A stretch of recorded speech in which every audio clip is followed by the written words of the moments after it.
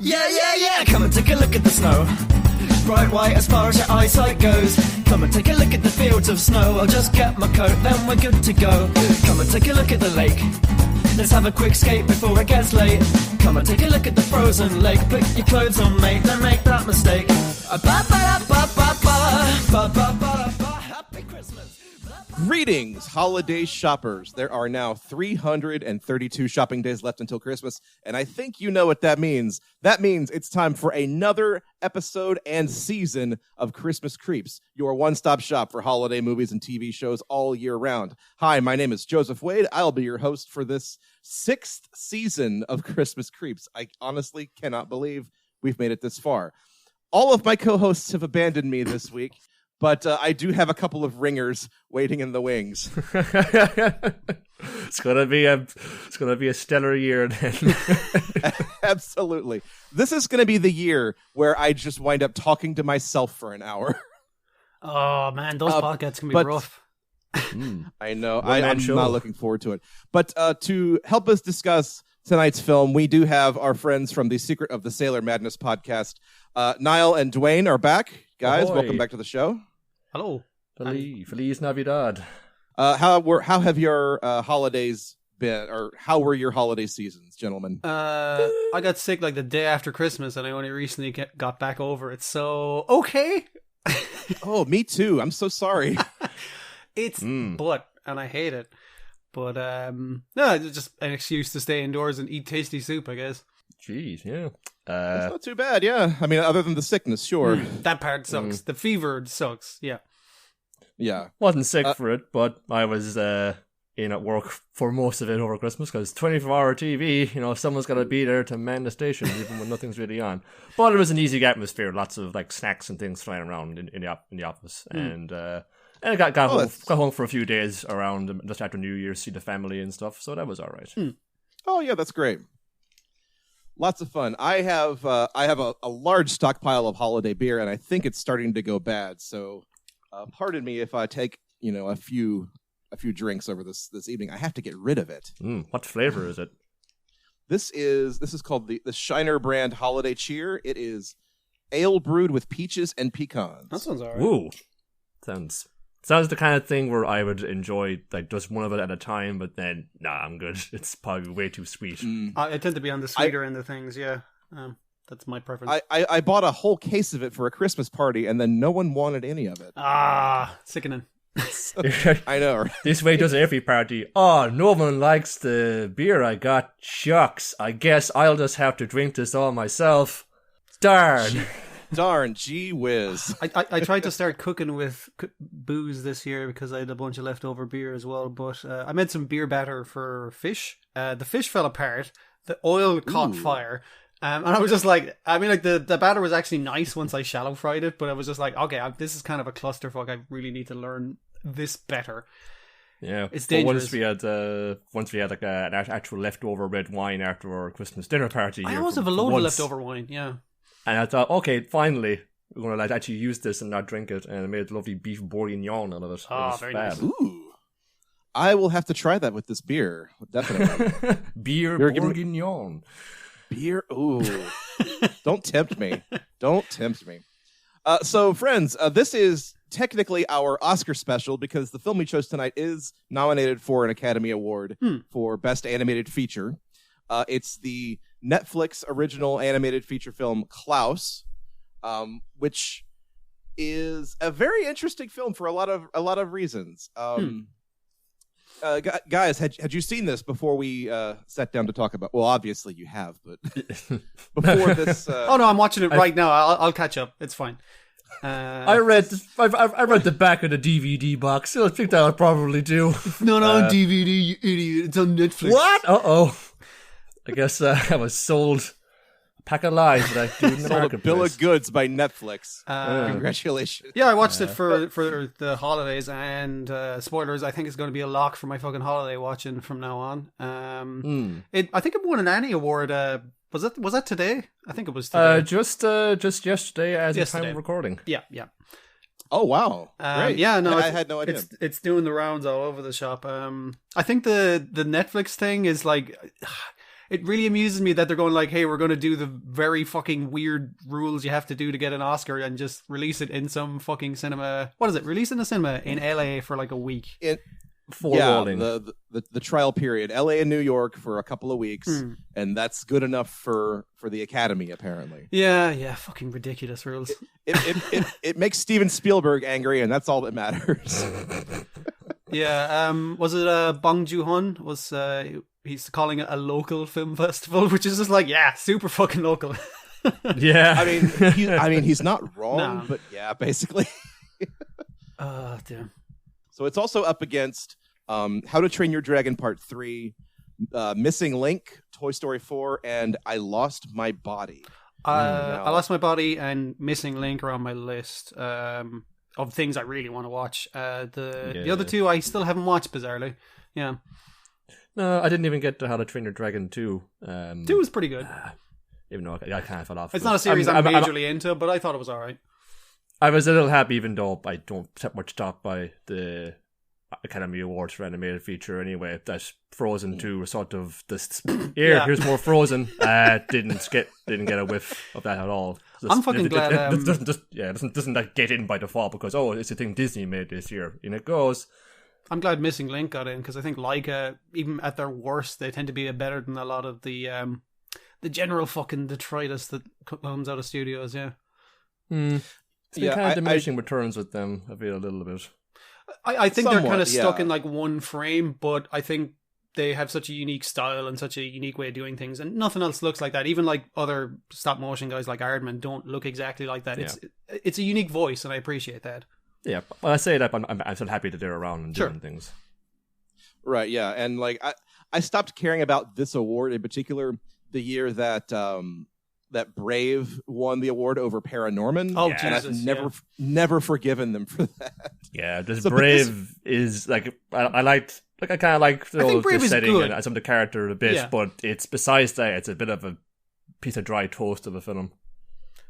Yeah, it's fine. Just like How to Train Your Dragon 3 and Toy Story 4 and Missing Link, if I'm being honest, they're all fine. I haven't seen I Lost My Body yet, but then there's Klaus, which we'll be talking about today, and this is a very interesting film for a number of reasons.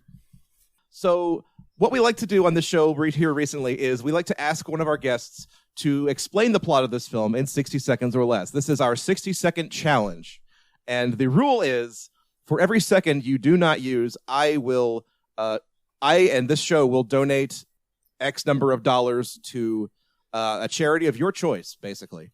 So I will let you take the reins on choosing where this money goes. But also, I am going to say... Dwayne, why don't you? Phew. Why don't you take this challenge?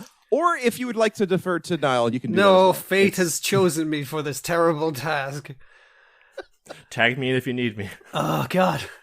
I'm waiting for the tag. Okay. Secret of the Sailor Madness. Are you ready? Yeah. 3, 2, 1, go. Klaus is a story about a postman who is a real piece of shit, so his dad, who's the leader of the postmen, sends him to shit town where everyone hates each other, and he accidentally invents Christmas with a crazy old man. Am I done? Damn. You also learn a lot about... I don't know. No, you're done. Yeah, that's 13 seconds. Yes! Very good, Dwayne. Oh, so $47 will be going to a charity of your choosing. Congratulations. I've left a bunch out, to be fair. No, and we'll get to that, but that's the broad stroke of the story. But so Klaus, I guess, where should we start with this film? Probably Sergio Pablos. Yes, I think. Okay, yeah, the director, Sergio Pablos, who made his name, I guess, got his start working at Disney as a character designer. He worked on things like a Goofy movie, Hunchback of Notre Dame, Hercules, Tarzan, Treasure Planet, and then he got in good with the Illumination crew and worked on all of the Despicable Me films. Yeah, that's that was like his directorial debut, wasn't it? The Despicable Me ones. Or he's down as the story for an executive producer. All right, I knew he was like high up on the end of it. I wasn't sure. Yeah, he was like doing characters and things for the other Despicable Me films and ancillary media. So yes, we do have him to blame for Minions, but he's atoning for his sins, his great many sins with this film. I mean, like the first Despicable Me has a lot going for it. The Minions are there for the little kids, but there's like a lot of heart to the actual main fucking story besides the mascot characters. Yeah, it was just such a shame that in the second one, it really walked back so many of the great messages I had in the first film and said, no, a family has to have a daddy and a man. Like, you motherfucker, you had it so good in the first one. Had to keep poking at it. Yeah. Keep poking the wound. I've mostly known him as like, obviously for a lot of the stuff he did with Disney. He was lead animator on, let's see, Frollo, Hades, Tantor, Dr. Doppler, and Treasure Planet. Just like I can see he's kind of his work going through it, and especially like you can see the work he did with Disney. That's the thing he was talking about in interviews, that this is like an evolution of 2D animation. What if 3D never happened and 2D kept evolving the way it was going? And when you look at that list of Disney movies, it's like, oh, I see you can trace the line of the development of 2D that he's working on in Klaus. Yeah, he's just trying to because with 3D animation, people like have a certain sort of standard, I suppose, for what they want to get. What kind of standard of quality they expect out of an animated feature. So 3D and the adoption of that kind of maybe distorted expedition a little bit, so I ain't two-dimensional, even though it could look very, very charming, had great art design to it, it might still have this sort of subconscious bias against it. So he's trying it's to still more inherently old-fashioned just by looking at it. Yeah, sure. Yeah, but still trying to use like all the strengths that have come along with the adoption of 3D and apply that to 2D and just create a look all of its own, but still staying true to the 2D spirit. Yeah. And that's mostly like, you see a lot of things going on about it technically, but it's mostly just down to they're using things like volumetric lighting, so the characters, they blend in with their settings because they're lit correctly, but whether it be off of a sunbeam or next to a fireplace. And indoors, they don't look like just stencils or kind of, I guess, stickers or frames against, I guess, a painted background. They feel like they got more depth and they actually are more melded in with the scene. And it's an effect I think they've accomplished to great effect here. Yeah. Mm-hmm. I think with hand-drawn animation, there's, I think, kind of I don't want to say a stigma around it now, but just the stigma of it's so much work. Yes. Because this is an art form that's been it's 100 years old practically, and there's really only one way to do it, and that's to draw every single frame, every single time. And you can kind of say the same thing about stop motion. Like this and Missing Link both have that very distinct sort of handmade quality to it. You can tell that like a human hand, an artist's hand touched this product. And that's a quality that is just missing from a lot of CG animation nowadays. For sure. It pays off here massively. It's very important as well, because considering this is a Christmas film, and you're probably going to be watching it with your nearest and dearest, like every December from now on, I hope. Just comfy on the couch with everyone in a nice cozy environment, and what the look of the film also conveys is a real sense of warmth, even though the setting is, a very harsh northern fishing whaling village. Even it's trying to get like the idea of winter down to like just fucking bleakness of winter, and then it's trying to get the warmth of Christmas, and that's a thing. It definitely, I think, with both the story and the palette, it expresses over the course of the movie. Absolutely, yeah. So let's talk about our main character, Jesper. What? The main character is not Klaus? Yeah. You would think that, with that being his name, but no. Metroid is not the name of the character. Actually, it's Samus. It's a woman. Zelda's my favorite video game character to play. I like Super Smash Brothers as well. So, Jesper, who I wrote in my notes about 100 times, his name is Jasper, but that's not correct. It's Jesper, which is a name I've never heard before. I think it's probably because it's like Norwegian, Swedish. Is probably why. Jesper will be saying. That makes sense. Yeah. Because this whole thing, it takes place in the extreme north of upper not New England, Norway, in the Norwegian north, where there are still an indigenous tribes hanging out on the ice floes and whatnot. Yeah, which we see in the film. Yeah, that's a Smeerenburg, or it's Smeerensburg, I think. I was one or the other, but it was actually a real whaling village. It's one of the most northernmost human settlements in history, and it was a really prosperous place in the Middle Ages, but it's now just a bunch of ruins in the middle of the ocean. And I assume the people there are quite lovely and not nearly as bad as they seem it is. Right, because this town, instead of being a town full of people just like Klaus, it's basically populated by the Hatfields and the McCoys. Yeah. Almost explicitly, that's what this town is. It's one family feuding with the other since the dawn of seemingly, time, apparently. forever. Their grand history of just beating the shit out of each other. Then Jesper comes in, thinking he's fucking Clint Eastwood in a fistful of dollars, trying to play off both sides by tricking their kids into posting letters to Santa. Yeah. So Jesper's there because his dad is like the postmaster general of Norway or something. Or at least he's the head post guy.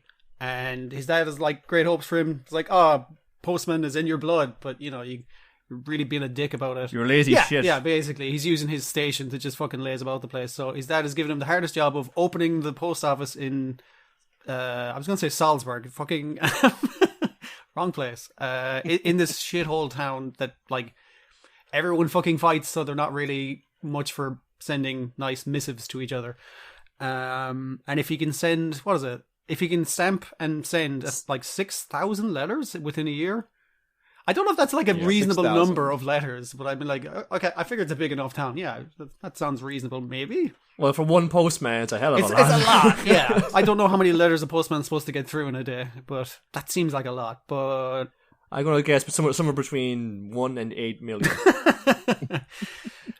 Yeah. And this takes place at a time before people had bills to pay, so nobody's putting money in the mail. Yeah. Sending packages and sending, like, dearest mother, how are you? Like that kind of thing. But this isn't a very polite town, so the only thing they're sending to each other is violence. Yeah. The whole postman thing, though, becomes also an analog, a thing for communication. Exactly. If these people just talk to each other, they see they got a lot in common. And so through these messages flying back and forth from all the kids, and hey, the kids are, doing some good about town, like about the community, like cleaning up the place, taking all the harpoons out of the walls, and doing all that stuff. It becomes like a bridge from one side to the other, just like communicating at last properly like human beings. Right, the kids are the most impressionable ones, so he reaches out to them first with the promise of toys and the thread of coal in the form of basically inventing the Santa Claus myth. That's more or less what the plot of the film is that Jesper concocts this scheme to trick children into mailing letters so that he can get out of this town. Yeah. But then along the way, yes, he basically invents Christmas and decides that he actually loves it. I really love this idea because he starts off as that's just a really detestable piece of shit character. Not that he's actively an asshole, he's just such a fucking... a guy who's like rested on his family's laurels and shit like that, and it's like he should get stuff done, and he's very like, I'm a trickster and I get people to do what I want, and he's only creating all this goodwill by accident as a way of making enough, not money, sending enough letters that he can go back to his cushy fucking lifestyle. But then this improves the welfare of the community just as a byproduct. Yeah, so it's like he's accidentally creating good when he's actually out for very selfish reasons. And it's the idea that even when you do good it's like the thing of like, if you give to charity, you're just feeling good about it, so it's not a truly selfless act. It's like, yeah, but you still give to charity, so that's still a good thing. You still made the world a better place, even if you just did it to make yourself feel good. Yeah, like who cares like if Santa Claus is real? If he did, like, this... what if we improve the world for the better and it's all for nothing? Well, then you've still improved the world, but Santa Claus is attention, kids. Santa Claus isn't real, so what are we doing here? And then the world descends into chaos. But no, one of the first things that Klaus says in the film, a true selfless act always sparks another. And it turns out that that's even true if your motives are entirely self-centered and craven. And not in the greater interest. Like of the basically, his invention of Christmas starts as a commercialization thing. It's for him to make. It's for him to profit off of him specifically, and no one else, and he doesn't care. So it's entirely the commercialization of Christmas leads to the goodness of Christmas. It's like a backwards kind of thing that people say is like, oh, Christmas these days is all about spend, spend, spend. It's like that's not necessarily a bad thing though. Yeah, when coming up with the story, Sergio Pablo's just sort of summed it up that what if all that's good about Santa came about because of the actions of the worst human being I can conceive of? Is that true? Is that really what he said? That's what he said, yeah. Oh my god. That's beautiful. But I love that one scene, like the first scene where he sort of gets this idea into his head where like the one kid draws a picture of how sad he is to be like the kid doesn't even know he's drawing his sad situation. Like his like it's like I've just drawn from reality. That's my art, and he doesn't realize it's like, dude, you're living in a real fucking ass situation there. Himself behind bars in this horrible house, and it's just like the kid's like, "Hey, can I have my cool drawing back?" And yeah, and then Jesper says like, "Well, I could mail it back to you for a penny." And then he's standing next to the mailbox, and the kid just says, "Couldn't you just put it in the mailbox?" But that wouldn't be a grift, now would it? Come on, kid. It's all about the public good. You want to support your local civil servant, don't you? Oh dear. He makes his way up the mountain to where Klaus lives, and Klaus has, a wall full of homemade wind-up toys and things like that. For some unknown reason, we learn this later on, but Jesper hatches a scheme to, deliver toys to the kids who ask for them in exchange for postage and money so that he can goose his numbers and get out of town. The initial, I guess, act of goodwill isn't inherently Jesper. It's actually Klaus himself who goes like, oh, a kid is sad. I will give him one of these toys I have lying around. Maybe that will help fill the empty hole in my heart that we'll get to later. Yeah. He's just kind of guided around all of these little happenstances. That's a gust of wind will throw up the snow, and then the letter will land right in front of him, and then he just listens to that because he probably has a very serious reason for why he lives alone in this house full of toys, and it cannot be a happy one. I just love how much of an axe murderer he looks like at the start. That's pretty great. Oh yeah, his look doesn't soften. It's just you kind of start seeing the emotion more in him as the film goes on. Yeah. Right, you understand him as the film goes on. But also the first, act, the first half hour of this film is a straight up horror film. Oh Jesus, yeah, a horror film for kids. But it is genuinely like it's got a very Tim Burton kind of edge to it. You see the kids of these two families, and they just look like serial killers. My favorite is those kids building the snowman, and they're slowly pushing the carrots into the screaming fucking Calvin and Hobbes snowman. Yes, there's not breaking eye contact, just dead eye stared. As well as there's two old ones who were definitely carrying around bodies from house to house. Yeah, they're definitely going hiding inside, murders. entering into the the hut. It's like, shh. See nothing. This is secretly a very grim movie. It gets better, so I guess that's good. It does. Yeah. It does. Yeah, it gets better once all the drive-by harpoonings die down. Well, one of the things that really kicks this thing into gear is that as the children are bringing Jesper these letters for Santa, all of a sudden this one small child who does not speak English or does not speak their language shows up, and no one could really figure out who she is or where she came from or why. Well, they know she's one of the Sami, one of the traditional tribes who live up north. I think they're mostly around Finland and northern Norway. Yeah, I think they cross between Norway, Sweden, Finland, because they're natives there. They don't really ascribe to. It's like, are you Finnish? It's like, no, I'm Sami. What the fuck are you talking about? Yeah. They could probably tell more so by her attire than this traditional garb that they adopt, which is nice. They aren't sort of made to conform to everything else. They speak their own language. They are depicted as they are in actual life, and they perform part of the Santa legend as well because they're the helpers at the workshop. But they're not I suppose diminished into being just the elves, this subclass of workers. They're actually there actively helping and getting things done. Right, yeah. And that's part of the story that I actually had to go and educate myself about, because I didn't know anything about, the Sami people or that part of the world in general. Yeah, so yeah. I really had to learn something about this very quickly. There's a lot of native But tribes, it's- depending on where you go in the world, that are just like definitely ignored by fucking history, if not straight up screwed up by it. But yeah, if you're not like local to the area, then Yeah. you don't learn. And I do like the that's what do they call that shit where they sneak in something and it's like, oh, I want to learn more about this, and then you look it up and it's like, ha, I made you educate yourself, idiot. It's definitely one of those things that makes you go like, what's the deal with these Sami guys? And it's a thing I did myself as well. So it's good. I enjoy when things do that. They make you curious about the world around you, even if it's like even if I'm never going to interact with or talk to a Sami person. I am now more aware of their situation, and that's good.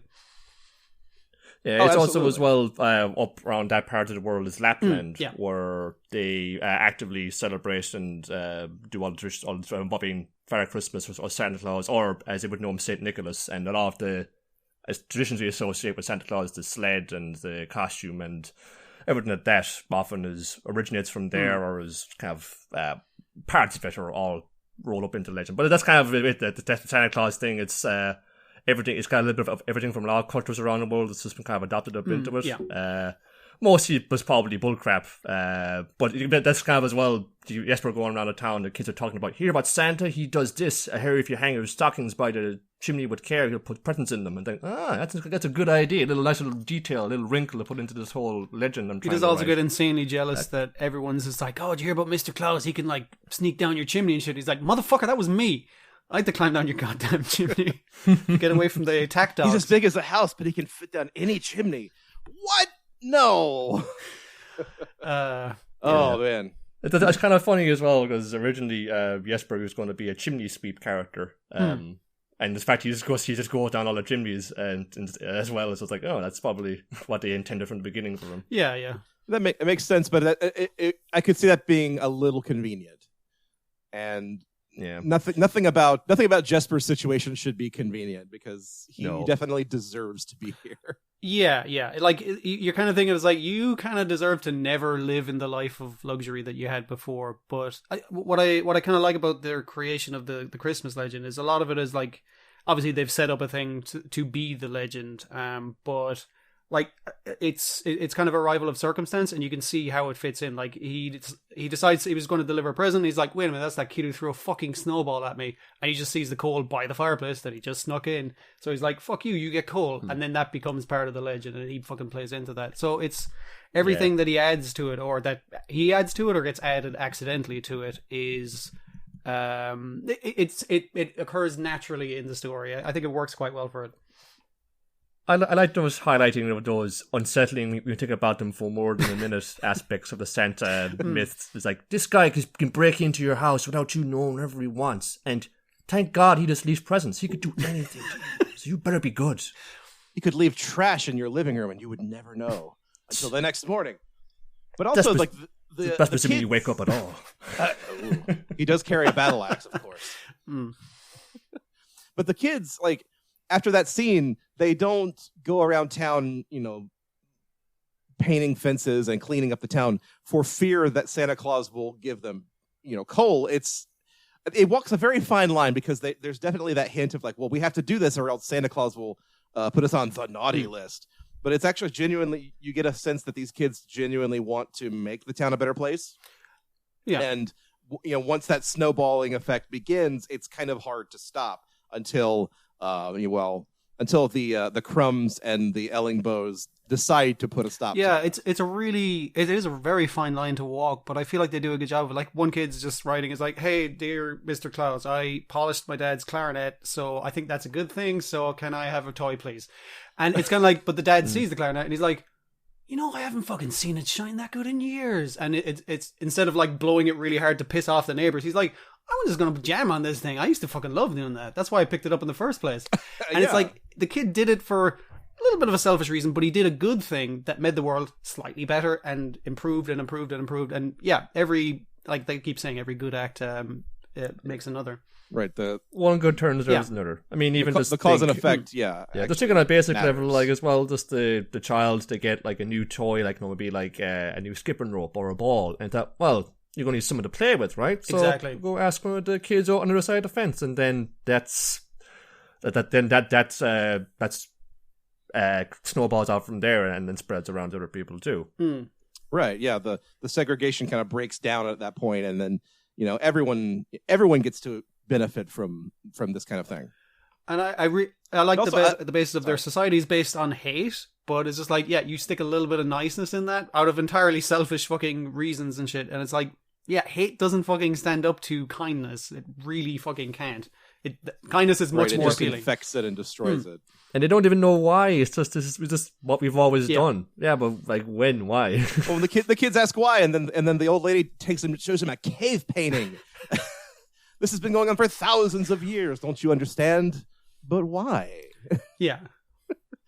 I also love the little detail that they have in the town square a bell, and anytime anyone rings it, it's just game on. Everyone starts fighting. Oh, that's the bell that we use when we want to do a full-on brawl. Yeah. The brawling bell, yeah. It's so many good little details that are woven into this film. Like every little piece really just makes it shine that much brighter. As far as, let's say, with kind of themes and so forth like that, it's probably a lot of things you'll probably be able to see like a mile coming from a mile away. Sure. Like, how certain storylines are going to turn out. It's Sure, it's going to be like the whole thing where they like revealed, Jesper was only doing this good deeds as part of his effort to get out of here. It was being a bit seems a bit disingenuous, but actually no, he's learned how to be a kind and altruistic person over the course of the film. And then, oh no, they're having this big rift between them. But then, like, they go ahead with their plan for Christmas Eve, which the Crumbs and Yellow Bows try to stop. And he busts in, and everyone's saying, wait, I'm sorry, I apologize. And he kind of fucks everything up. But then they just like said, wait, that was a decoy sled. Oh yeah, we got the weird business right here. I love that bit where it's like my big rescue fund saying, like, we knew you were coming, man. Like, we knew you probably messed this up, so we planned ahead. But it wasn't entirely useless. We accept your apology. You're actually all right. Like, he comes in to save the day, but all the other characters, they have shit going on besides you, man. You might be the main character of the movie, but they have their own shit going on, and they have prepared for this event. They've already saved the day before he even arrives. Yeah. Right. All of these other people have their own agency, and they're perfectly capable of solving this problem without him. However, they definitely account for the fact that he might show up and try to make amends, and that's okay. Yeah. Like I say, it's something you would probably able to see I'm coming a mile away. But the sentiment is still genuine, and is still the execution, I suppose, is what counts in this sense. And there's a little bit of the Grinch in that final action sequence where the sled's rolling down the hill off toward a cliff, and all Jesper can do is hold on for dear life and hope that it doesn't go over. And I don't know, Jesper's heart doesn't grow 2 sizes that day, but he still nevertheless is able to save a fake Christmas. He's able to save a relationship is kind of the more important thing that he built up over the course of the movie. And he inadvertently ruined by being the piece of shit he was at the start of the movie. Of course. Yeah, but they know that people can change and learn. They're not going to pillory him for the rest of his life for this one mistake that he made in his past, which again is something that people could go about learning. People will fuck up in your life, and it's up to you whether you're able to want to forgive them or not. But maybe you should give them a chance, because they probably would like to atone for what they've done as best they can. It's about Christmas, after all, about setting all that aside and coming together in a spirit of warmth and friendship. Right, and it's a lesson that's it's a worthwhile lesson to put in a film like that, and it's also not entirely even the main point of any of those sort of redemption scenes, but it's also just, again, like all of the goodwill that's been spread around, the good cheer. It's kind of a side benefit. Yeah. Like, it's on top of Jesper redeeming himself. Everybody else kind of gets the benefit of being able to forgive and forget, so to speak. Yeah, like, being good can be hard work. It could be having to go and make amends with your worst enemy, or it could be just, we got to make a lot of presents. It's a lot of hard work, but the effects of it, while it's all going towards, makes it more worthwhile. It's more than just this chore you have to do. It shouldn't feel like a chore. It should be something that you do regardless. There's something like what goodness, as a thing. Goodness is doing what you know to be right, even when everything is telling you shouldn't do it, but you do it anyway. Yeah. Yes. And also just that drive to put the hard work into being a good person and making your community a better place. That's also sort of the impetus for this film. Like they knew that putting in the hard work of doing hand-drawn animation was going to be tough, but they did it anyway because that's what they love to do, and they know the end result is worth it. And you make the world a better place by doing it. Yeah. Yeah, and they were trying for so long to get this thing made. Like Sergio Papa was talking, it would never be made because, well, as this time passed. But then Netflix said, "We're not looking for a Christmas movie. We're not looking for an animated movie right now, but we're looking for more Christmas stuff. So just see what you got about this whole Klaus thing." And it panned out for them. But that being said, they wanted a lot done quickly, and also it being a Christmas movie put them under tremendous pressure to get it finished before Christmas of 2019. So to have it up on the platform for people to enjoy at home. Right, and I'm also sure that a lot of the budget for this, the $40 million budget, and I'm sure a lot of that came from Netflix, but also went to securing if not an A-list voice cast, then at least a respectable voice cast. Some recognizable names, certainly, yeah. Yes. I think Jason Schwartzman is the perfect choice for Jesper. He's good at playing this feckless, selfish idiot. So who else are you going to cast as Jesper? Well, he is, but for the entire film, I swear I thought it was Edward Norton. Okay. That's maybe that's on me. It's probably because they both appear in Wes Anderson films together a lot too. Conflating them in your head. Because Edward Norton does kind of play that character in Wes Anderson films. But then you've got as Klaus, you've got J.K. Simmons with that great sort of deep bass. Voice. He's great. Like if I wasn't paying attention, I wouldn't have recognized him. When he's talking more so later, you can hear the kind of timbre of his voice, but like in the kind of gruffness, you're really not picking it up. You can disguise it pretty well despite the deepness of it. Yeah. Do you guys over there? Do you guys get the M&M commercials? See him occasionally, occasionally, but I rarely watch TV. Okay. Well, J.K. Simmons for the last 20 years or so has voiced the yellow M&M. Yeah. Yep. And there's that very famous, Christmas one where the two M&Ms surprise Santa Claus and then he passes out. So J.K. Simmons has played the yellow M&M and also Santa Claus, which is fantastic. Just when you update that ad, you just play the whole thing. Oh, you play against himself, yeah. Just let him play the red M&M as well. Like, Billy West, get out of here. Yeah, why not? Simmons is the only guy we need. He's a man of multiple talents. You have an Oscar winner right here. You're saying he can't play every character? But then also you've got we haven't even touched on this character yet, Alva, the school teacher. If anything, voiced by Rashida Jones. Definitely the third character in it because she has her own arc and everything, and it's pretty well done. Yeah, it's as well. This is the way kind of Jesper could have turned out if he didn't. Yeah. If he got stuck here, like how he could have turned even worse. Yeah, because Alva's a teacher and she came to this town to run the school, but the families are constantly fighting with each other, so they don't send her to the school. So just to try and make ends meet, she's now also the fishmonger, and she's just trying to make enough money to get the fuck out of here and start up somewhere else. But she gets pulled in to the Santa Claus con as well, because the children want about letters, but they don't know how to spell their names or write at all. So they had to go to school to learn how to write, and then again, that's creating a social good because she's kind of gritting her teeth, but spending her savings getting like paper materials for these kids because they actually actively want to learn and better themselves. Again, for kind of getting presents off of Santa Claus, but they're doing the right thing, maybe for the wrong reason. Or we're just doing the right thing, and that's what matters.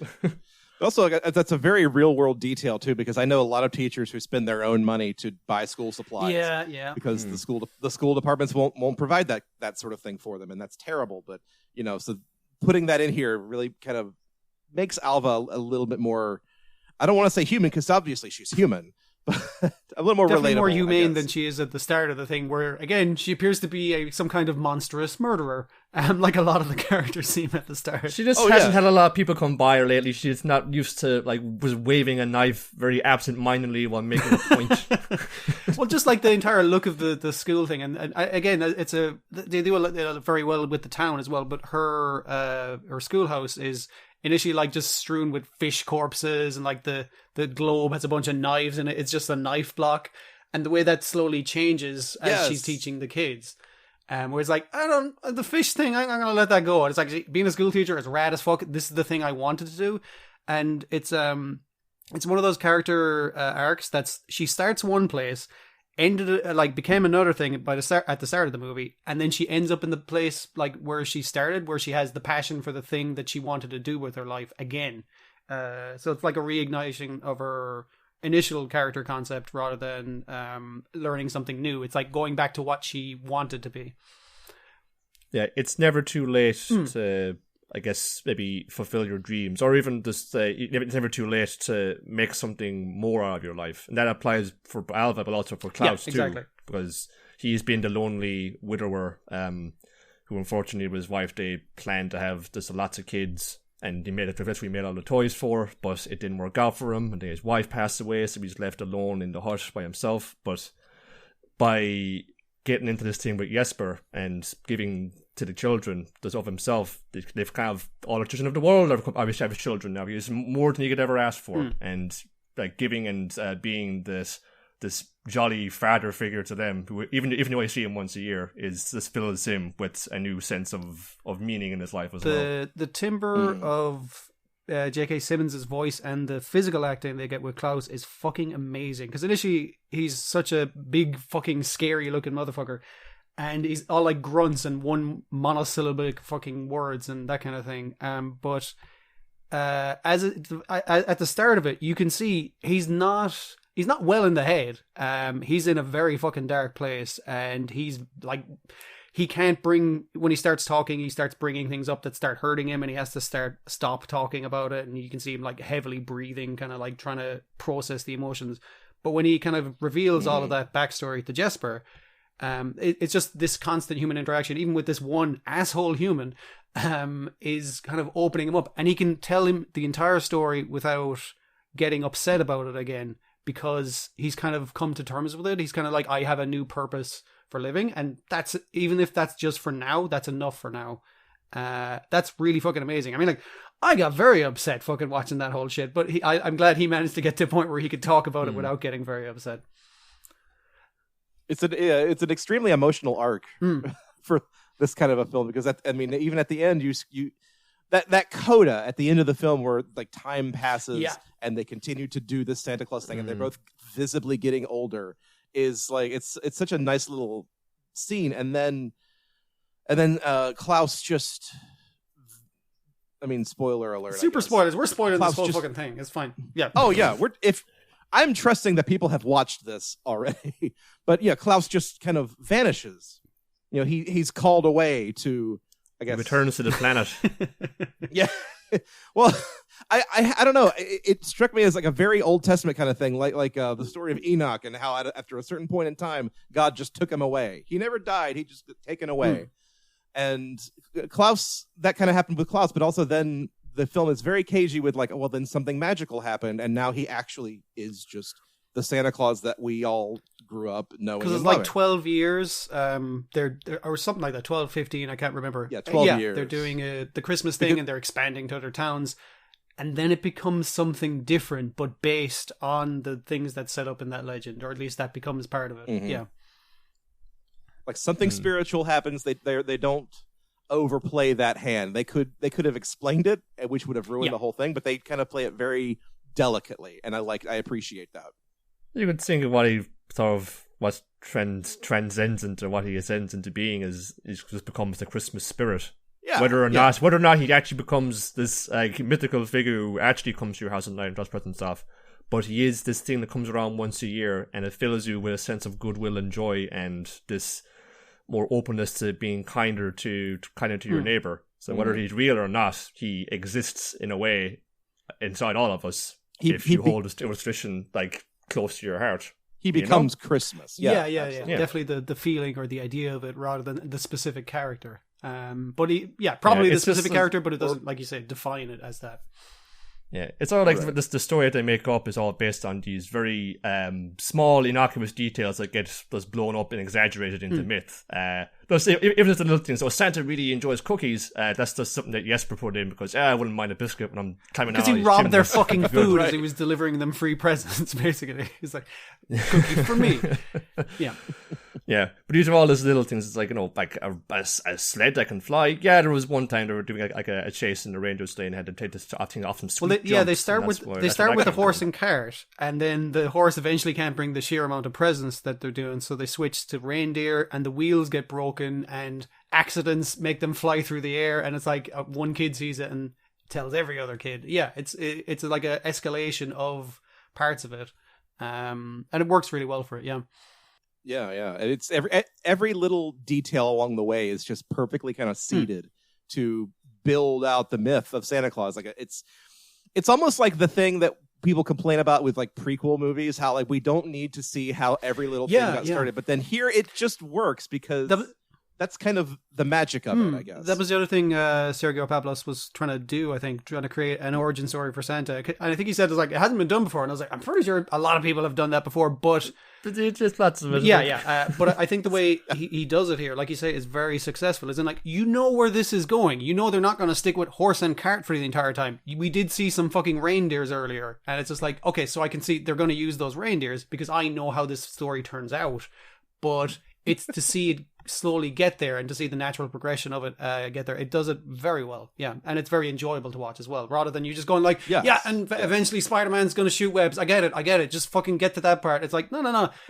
Let us slowly build towards that, and it'll be more rewarding for it. And yeah, this film does a really good job of that. So this is the beginning of the Klaus cinematic universe. And in the sequel, he will have to go up against an evil businessman played by John Lithgow, and he will be he will have to ask Ernest to save Christmas for him. And like this is so we could tie all of the Santa Claus movies together with Klaus being sort of the linchpin that starts the whole thing, and then everything spreads out from there. Man, based off that, this is a prequel that the sequels that they made beforehand, I feel like the prequel is the better one. That's an unusual fucking circumstance. Yeah, this is all working backwards from Rise of the Guardians. They each of the origin stories until they form their holiday super team. Because he's a big giant ripped Santa, very physically intimidating. He could have. Oh, that's right. Yeah, got some tattoos along the way, started double dueling sabers and stuff. Next one coming next year, Easter Bunny Rising. Oh man, call me when the Tooth Fairy movies come. Wait, they did that with The Rock. Oh my god. They're very subtly doing it, much more subtle than Marvel. Yeah. Yes, but I mean, I don't know. We were having fun with this, but like, I don't want to tease it out too far because somebody might get. Oh god, yeah, that'd be the worst, wouldn't it? Would this actually be just terrible? Absolutely terrible. The start of a Klaus trilogy. No, thank you. This is as much Klaus as the world needs. Oh, I want to see more stuff from Pablos and from the studio and from this kind of style of animation. I want to see more of that. Oh, certainly. But I don't need a sequel to Klaus. I know what happens afterwards. Yeah. I live in planet Earth. It's fine. Yeah, but they are hoping as well that what they've shown that can be done, the techniques that they've employed can be used for something like this on a platform like Netflix in this day and age. So maybe the success of this, which I thought 2D animation or the films they wanted to make just were nearly impossible for somebody to pick them up. But maybe now, because there's lots of streaming services like Netflix and other things that want content of any shape and size. So there could be more openings there for anybody with a dream like this, with a little idea in their heart. Absolutely. Get their chance to make something like this, because they show this can be done, and it can be... we can show how modern and how innovative that this art form can be. It's not just... You don't have to settle for the sort of very... I don't know, I wouldn't call it copy and paste, but they all seem very, very similar looking 3D CG things, where they're going for this certain style, somewhere between like very realistic backgrounds and settings, but very cartoonish characters, and they can seem kind of incongruous sometimes. As well, he's wanting to say as well that animation isn't just this. It's a lot of different things, a lot of different styles. You can tell a lot of different Yeah, stories. yeah. So it's not just the big things you see in the cinema. Like I'm definitely going to see yeah. like some commercial projects that use this kind of style in the same way that I'm expecting a year or more down the line to see some commercial things that try and ape Spider-Verse and whatnot.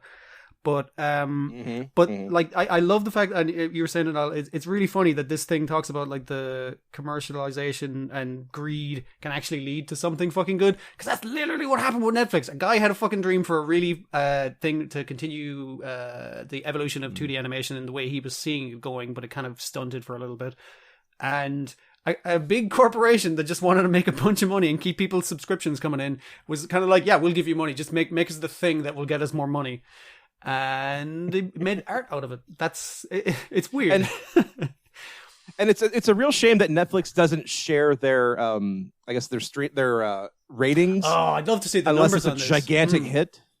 I would love to know how many people watch this over the Christmas holiday, and like what that translates into as far as like a success or not. Because obviously, people pay for their Netflix subscriptions, but they don't pay per film. So I would love to know what that translates into as far as like Klaus's sort of reach and appeal. Like, I want to know if this was, a hit over the Christmas season, or if it was just kind of a thing that flew under the radar and we'll maybe never see again. Yeah, Netflix throws a lot of shit at the wall to see what fucking sticks. But there's enough things like this and a few other projects that I'm genuinely happy you gave these people money to make a thing that I think is good. I want to see more of this. I want to see more of this kind of creativity and very different stories or very different styles depicted. And as patrons of the arts, even though they're just literally doing it to keep subscriptions coming in, I'm kind of fucking happy they're doing it. And I'm kind of happy to keep my subscription going because of that. Yeah, absolutely. They make a lot of shit. They really fucking do. They really do make a lot of shit. Every once in a while, something like this will come down the pike, and like, oh, great, they can produce genuinely good pieces of animation, genuinely good films. And it's not so much that Netflix made it, because Netflix just paid for it, but like, as long as they're willing to pay for things like this, I'm willing to keep my subscription just to see what they roll out. Yeah.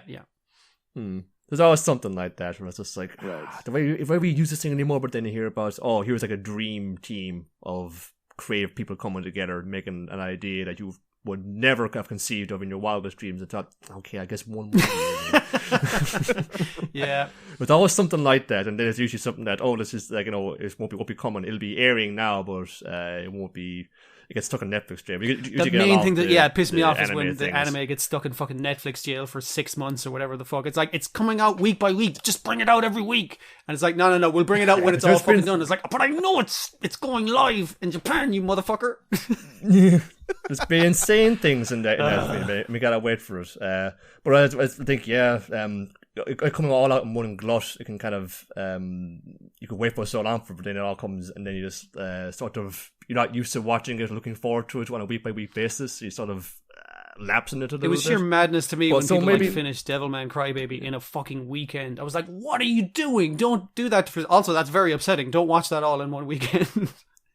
But but not to get too far off at that point, for something maybe like one-off little animated features like this, which they won't cancel after the end of the second season, which is what they do because they only want something long enough to get more people in the door.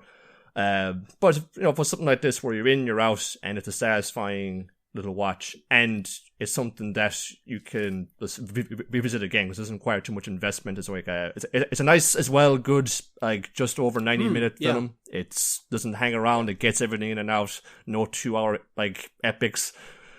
It just has its story to tell, and it gets you in and out there, and that just makes it also more conducive to a rewatch, say every December with your family.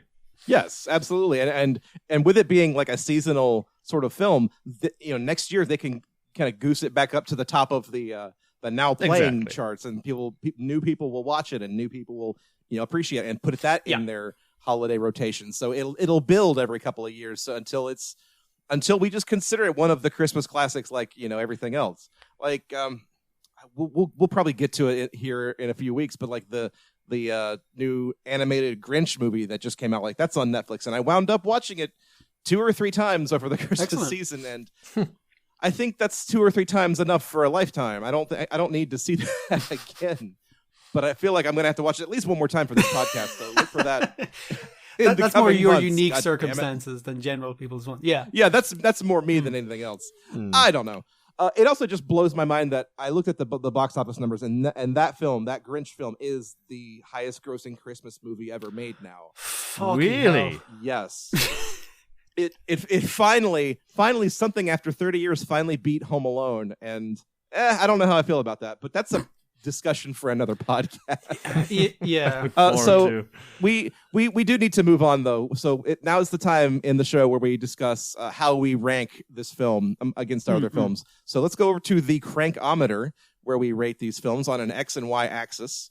The X axis is how Christmassy the film is, and the Y axis is how good we found the film.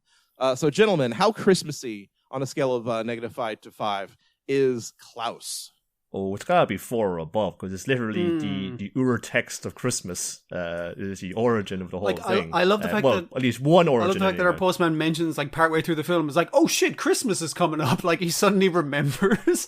It seems like it's not an important thing for it, but because it's doing the entire the theme of the holidays, where it's dour and grey and fucking shite out, and everyone's just really fucking miserable, but for different reasons in this film. And the way things get brighter and warmer and just fucking better. The general Christmas excuse for, hey, it's a reason to walk around with a fucking smile on your face because it's shite out, honestly. I feel like it does the Christmas feeling quite well, and it does my favorite thing about Christmas, which it removes religion entirely from the fucking holiday. And it's just about the sentiment of it rather than the Jesus of it, I suppose, yeah.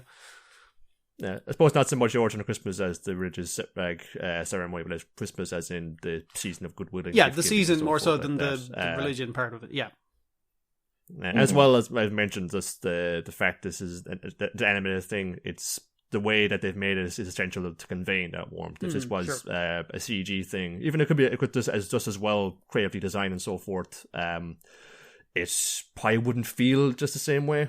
It wouldn't feel as warm and happy inside. Again, that's like it just allows them to concentrate more on this other things as well, like some of the background as well. Oh, I was getting some very really like high definition Samurai Jack looking stuff. Yeah, very much so. Because as much as well as it convey the starkness of the landscape, how it's very extreme with lots of very extreme environments here. It's also the beauty of it. It's this like very vast landscape, there's not a lot of human civilization around, but it feels very remote, but it also feels very peaceful and beautiful. And you get the obligatory view of the Aurora Borealis as well, which is again very lovely rendered, and because of the lighting and so forth that they've used for the horse of the film, that is a really nice effect as well. It's just beautiful in lots even of though ways. it's mentioned as an afterthought, as in the plot and by a character as like, hey, Christmas is coming, I can use this to my advantage. I feel like just the general sentiment of the film and the fact that it is like you can see Christmas being slowly fucking crafted over the course of it. I'm gonna give it like a 5.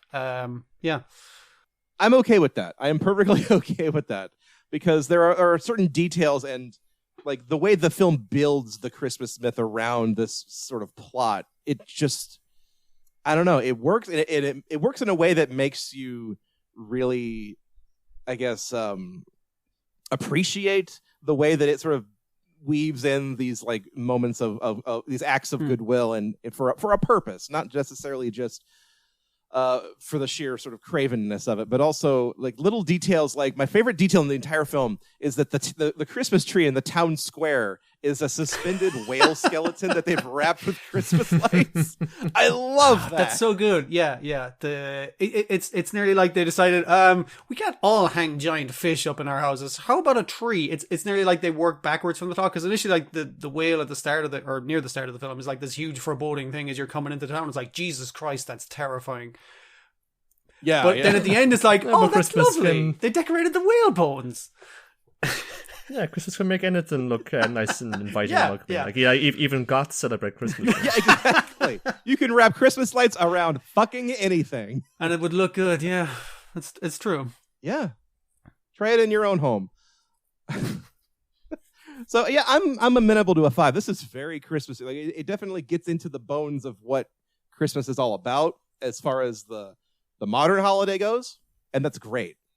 And I think the only way they could make this more Christmassy would be like if they tried to work in the quote unquote reason for the season, but that would kind of just ruin the whole magic trick, I think. Yeah. So let's just leave that alone. And the fact that they like include like the Sami people are also involved in this, and it's like, yeah, you don't have to be like fucking a Jesus getter to fucking get yourself a present or enjoy sharing things or enjoy like the obviously the Sami people kind of come in and decide it's like, yeah, we're gonna fucking get in on this. This seems really cool.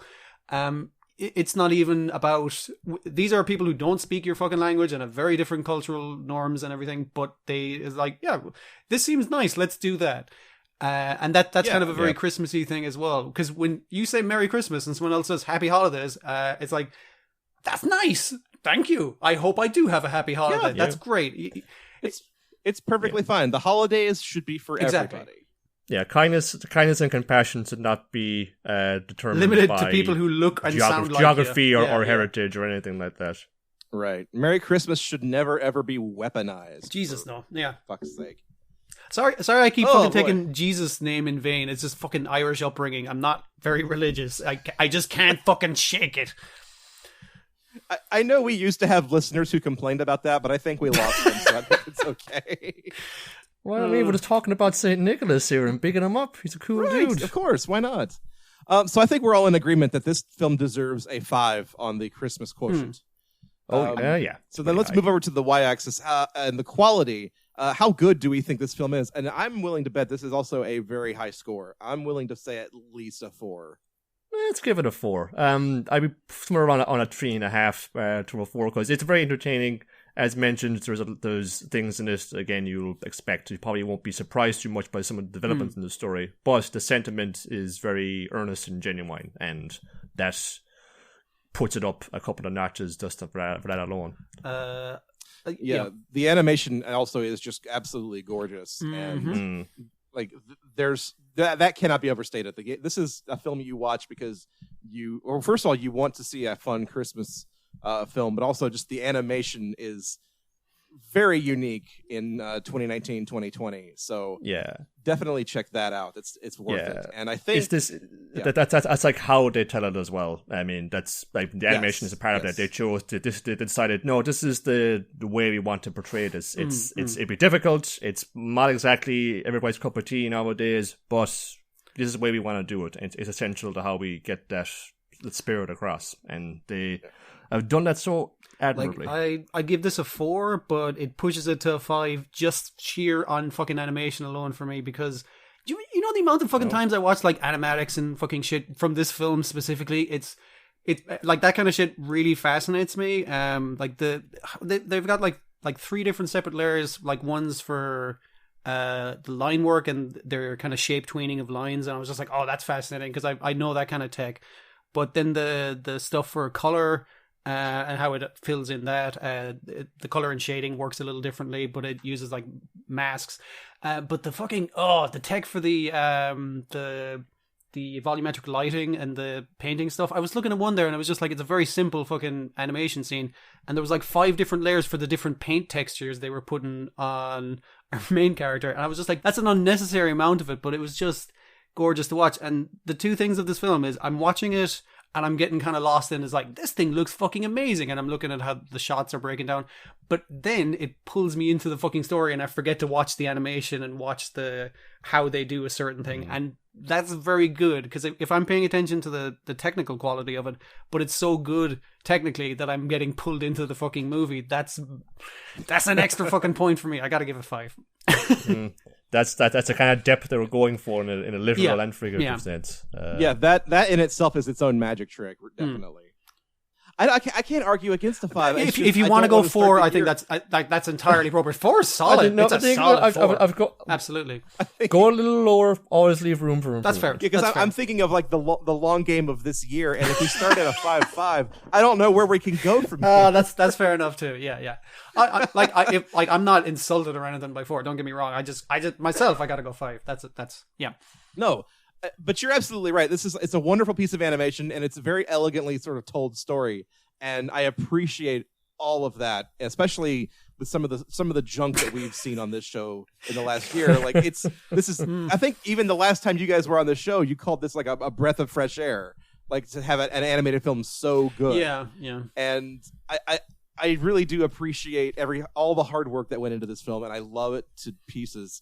And I guess let's just go ahead and say it. It's a 5-4 because I really do worry that if we set that precedent now, something terrible is going to happen on this show. If you want to put it at 4, your and co-host depending on what didn't turn else up. you come across, you're like, actually, no, retroactively, that was a 5. My mistake.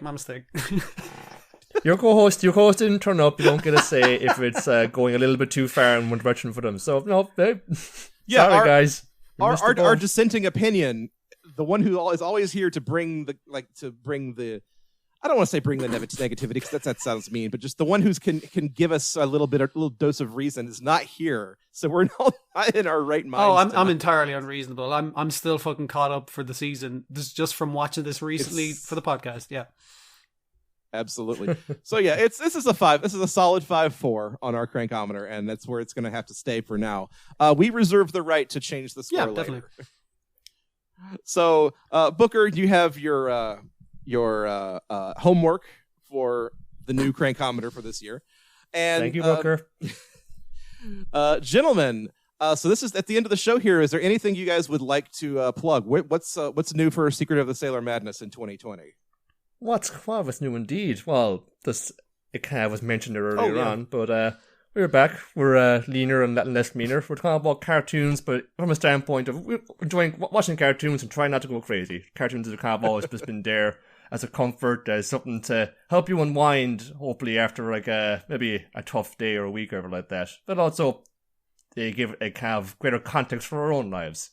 So we've kind of been going off new places. We looked recently at an adaptation of Treasure Island, Robert Louis Stevenson book made into a TV series and then later a compilation for them. Really good stuff there. And we're kind of following that course as well, and we're talking about Treasure Planet really soon. Yes. Which our boy Mr. Pablo had worked on as well. So we're going to see that side of the story and what they bring to that old tale. And that can all be found at secretofthesailormadness.com or on Apple Podcasts or on Stitcher. And if this film didn't come out, my talking of Treasure Planet would have been very like, oh, I lament what animation could have become, if only, because it did. There's still a fucking chance. Okay, so it's going to be way less dour from me talking about that. Yeah, it became this, yes. Yeah, because we've been talking about looking at that for the longest time, and that's just the arrival of this sort of changed the perspective on that. It's way more positive. Yeah. So we'll talk about that. What else have we got? I suppose besides that, run on the social media, you can find me at least on Twitter at NiallCage. That's NIALLCOLH_Cage. Hopefully being equally as positive about cartoons and following my own advice about how to approach them and talk about them. I'm on Twitter at I_M_D. On there, just fucking liking and retweeting and commenting bullshit. I need to actually make my own fucking content, man. And other than that, we're on a weekly anime podcast talking about stuff that's on in the week called Let's Go. Yes. Over on Dynamite in the Brain. It's reposted on our own site sometimes, but also be found at dynamiteinthebrain.com and also on Apple Podcasts and Stitcher and other things like that. So give a look there too. You can listen to us on a weekly basis. Fantastic, yes. And if you want to hear more from me, I also run a podcast called The OST Party, where we talk about movie soundtracks. We just did a Dumb and Dumber episode, and my co-host is still very angry at me for that. Oh, really? Oh, she did not enjoy it at all, no. I feel like it's not going to age well. Probably not. It did not, as a matter of fact. But it was a fun time anyway, so go check that out at OST Party on Twitter. Ladies and gents, that'll do it for Christmas Creeps this week. We will be back in a few weeks with another fantabulous episode. You can email us any questions or comments or listener requests, anything you want to see us do in the new year at xmascreeps@gmail.com. Find us on Twitter at Christmas Creeps. Also, we're back on Facebook, facebook.com/Christmas Creeps as well. That's going to have to do it. And all I can say for the future of Christmas Creeps this year is stay tuned because we have a lot of fun stuff to get to. So we hope everybody is having a pleasant January, and we will see you in February. Good night, everybody. Ta-ta. Happy Christmas. Happy Christmas.